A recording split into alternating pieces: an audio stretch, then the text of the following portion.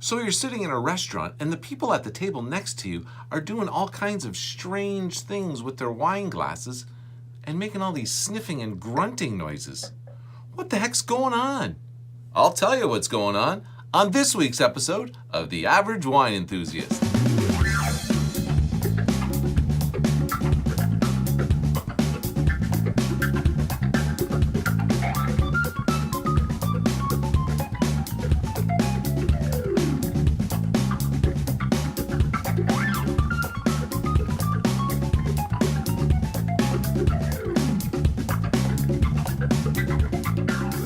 Hi there, my name's Mike LaPlante and I'm the Average Wine Enthusiast. This week we're going to take a look at what folks are doing with the wine in their glass before they even take a sip, and what maybe they might be looking for once that wine is in their mouth. So first off, I'd like to preface this by saying that drinking wine, first and foremost, is a very big sensory experience. You use a lot of your senses when you're enjoying wine. And in that, you have to have a certain amount of focus and a certain amount of concentration to really get the most out of the wine that you're drinking. Doing so will help you identify certain characteristics of the wine that will help you distinguish what is a good quality wine, a wine that you enjoy. There might be a high quality wine that you don't enjoy as well. Keep that in mind. But as far as you getting to know what you like in a wine, it helps if you can analyze, as it were, the wine. But let's not make this work. It's supposed to be fun. You should be enjoying this experience.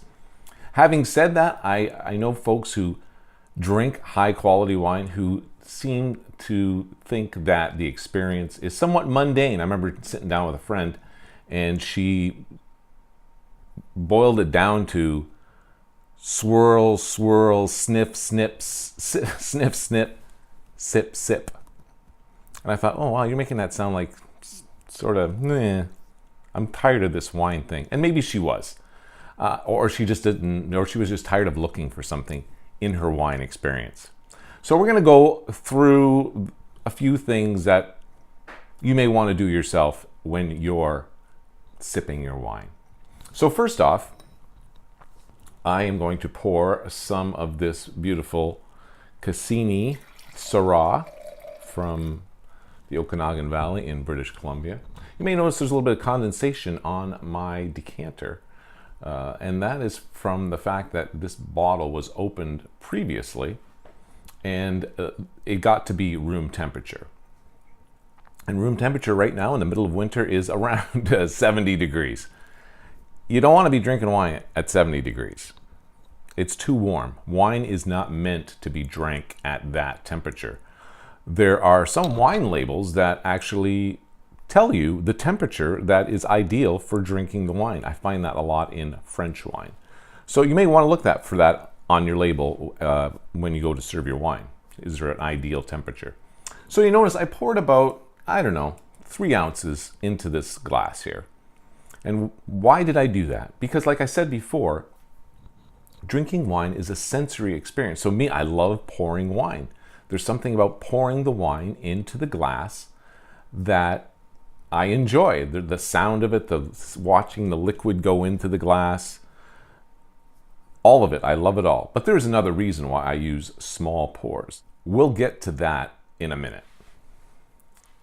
So you have your wine in your glass, a small amount. So what is the first thing that I look at when I see the wine in the glass? It's the color. That's the first thing I look at and see what kind of color does this have.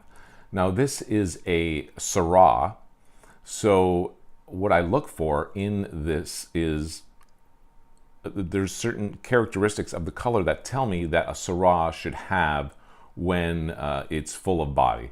And this Syrah here is definitely full of body. It's a delicious Syrah, which you don't oftentimes see that. Usually it's blended with something, and this may be blended with something, I'm not sure. But this winemaker labels this bottle with Syrah. And we'll get into that as well. What blends are out there that indicate it's a single varietal, but yet it's blended with something. It's happening all the time. So anyway, I look at the color, whether I'm drinking a Zin or a Pinot, which will have a lighter color.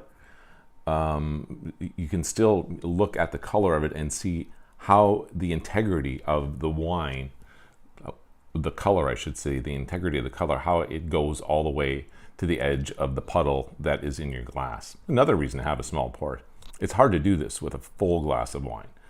So you have your wine and you look through it through the light. So you see some people do this and they hold it up, and you know, if it's the same color in the middle as it is to pretty close to the edge, that means this wine has got a pretty decent amount of body. If it doesn't, well, then it probably won't, and the finish will probably let you know that. So the color for sure. Like I said, Zin's Pinot's a little lighter color. Older vintages, they tend to turn red. And I think that's where most people think red wine is red. Because for the most part, you go into your wine store, most of the wine that's on the shelf is not red wine. It doesn't look red. It's, you know, purplish, inky. It could be, depending on what kind of wine you're drinking. Obviously, other wines are not as dark as other wines. But as wines get older, they turn red. They lose some of their whatever, and they turn red, and they have a very distinct old flavor that goes along with that rusty red color, which I know some of you know what I'm talking about. Same with Merlots and Cabs, inky, dark purple color for sure. Not being a huge wine or white wine drinker, whites are the same thing. A good Chardonnay should have a nice honey color, and that color should go right from the middle of your puddle right to the edge. So that's what some people are looking for when you see them holding their glass up to the light and holding it sideways. There was a movie called Sideways. What was the guy's name? James Giamatti. Some people think I look like him. What do you think? So that's color. You're looking for color in your wine. The next thing is the swirl. The first part, swirl, swirl, sniff, sniff. So that's another reason why I use small pours, is because I want as much air to get at that wine as possible. Try this little experiment at home. Pour yourself 3 or 4 ounces in your glass. Don't do anything to it. Stick your nose right inside that glass. And take note of how pungent it is, how strong the smell of the wine hits your nose. Now give it a good swirl. Let that wine ride the side of your glass like that. And now stick your nose in there.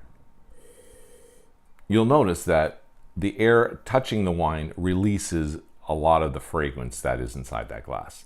To me, that is the most eloquent part about drinking wine, is smelling it. It's the part of drinking wine, enjoying wine, that takes me somewhere. It's just, it's that sense that it takes me places, the smelling of the wine. It's one of the most powerful senses that come from the wine. Looking at it's one thing, hearing it going into your glass, hearing it in your mouth, because I'll show you something in a minute as far as that goes. The smelling of it for me is where it's at. I love it.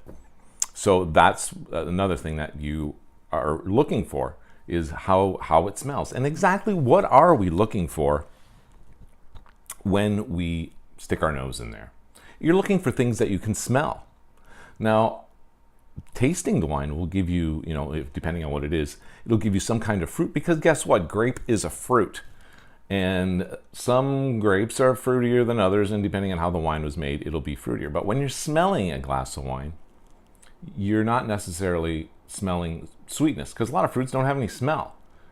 If you smell some grape juice, it doesn't even smell hardly of anything. So what you're looking for is things that smell, some kind of spice, some kind of flower, especially in white wines. Other things like leather or cinnamon or ash, wet cardboard. Believe it or not, before a bottle of wine opens up, some wines, some amazing wines, smell like wet cardboard first. But then as you let that open up inside your decanter for a couple hours, it's beautiful. Sometimes I look for that smell and think, I can't wait till that smell goes away, and then I can really enjoy this glass of wine. So remember that. So you're looking for things that you can smell. Like I said, spices, flowers, cinnamon, wet cardboard. What's another good one? Forest floor, musty sort of smell. If you could picture the smell of moss or something like that. So that's what your nose is looking for when you stick it deep inside there. So give your wine glass a nice big swirl. Let that sucker settle down. Stick your nose in there and enjoy. This is going to be good. Okay, so that's called, I'm sure many of you know when the smell you're getting from your glass of wine is called the bouquet. And the bouquet of this delicious red is very good. So you got to focus. And that, I think that the sense in your nose is very much like your ear as a musician. The more you listen and play music, the more that it becomes more heightened awareness. It's also like a muscle memory kind of thing. So the more you use it, the better you get. Like if you're working out your nose, you're working out your nose. And I believe, I don't care how old you are, your nose can develop into a powerful smelling machine, as it were. So that's a big part of it. Trying to focus on what you smell and try to relate it to other things. At the beginning, you may not, your choice of things that you're drawing from, the smells that you're drawing from your past may not become so apparent, but the more you do it, the better you get at it, for sure. And then you'll be able to choose better wines because of your sense of smell. Same as like I said, as a musician, you'll be able to play more difficult pieces or more enjoyable pieces for you to play. The same goes with smelling wine. So now we're going to put this wine in our mouth. So what is it about the sensory that you get when you put wine in your mouth? Sure, it's going to hit your tongue, but your tongue is very limited as to what it can pick up. I think it picks up, sweet and sour and bitter, tart. So you're going to be able to sense that aspect of it. But then there's your palate, which I'm hoping to put up a photo of your mouth parts right here. And you can see that your palate is actually, well, there's two parts. There's two palates, actually. There's the hard palate, which is at the top of the roof of your mouth, as it were. And then your soft palate is closer to the back on the top of your mouth. And that is really the part of your mouth that is going to do most of that's where you're going to use most of your sensory powers, is at that part. If the wine has lots of body, which is what you're really looking for, is a wine with lots of body, that part of your mouth will be triggered, and you'll know that you have a glass or a sip of wine in your mouth that is full of body. And that's really the thing that folks enjoy a lot. And of course, you're going to get the sweetness of the wine, if it has any sweetness in it, or it's super dry. You'll get a little bit of tart as well. So you get the tartness of a red along with the full body on your palate, and your mouth is just in heaven, I think. And this wine definitely takes us there. I tend to give it's like a ritual that I go through. You swirl, you sniff, and the smell is still in your nose, and then you can take a sip of the wine. And then when I put the wine in my mouth, especially at the first few sips of wine that you take, you want to bring some air into your mouth, because like I said before, we're putting air into that glass, making it open up. Do the same when the wine is in your mouth, and that'll bring out the flavor and the body in the wine while it's in your mouth. Observe.